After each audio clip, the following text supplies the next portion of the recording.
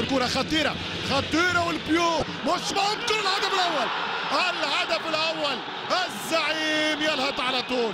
1-0 أحمد الفريدي 1-0 أحمد الفريدي. وكما قلت لك المباراة ستلعب للهلال في أول الدقائق للشوط الثاني. 1-0 للهلال.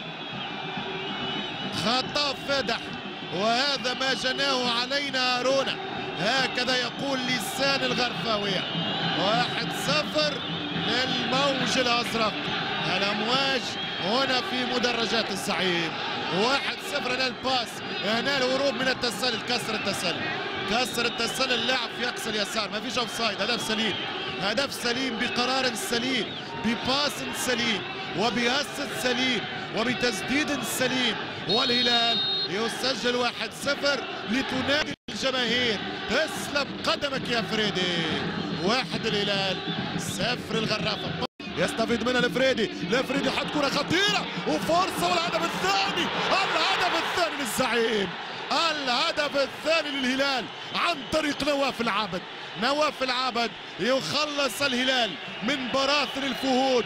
يؤكد صدارة وحقية الهلال بتصدر المجموعة الرابعة ويقصي رسميا الآن نادي الغرافة القطري.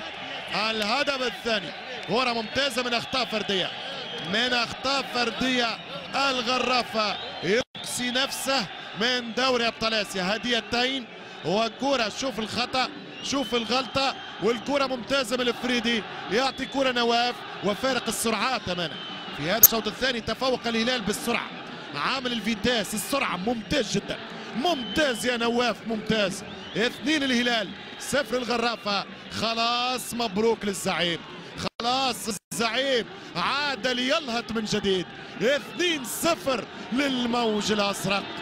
وهنا أمواج المدرجات يريدها جمهور الأزرق أن تنتهي بخير بلقب ومشاركة تاريخية بالمونديال. بينما هنا كرة وارتباك وهدف للفريق القطري.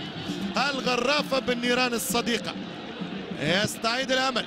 وأنا ذكرت منذ لحظات إلى سيناريو الدوحة كانت النتيجة 3-1 وانتهت تعادلية 3-3. هدف هو الأول اللي سجله الغرافة في ملعب الهلال في ثالث اللقاءات والمواجهات ولكن بالنيران الصديقة. هذه هي التوزيع.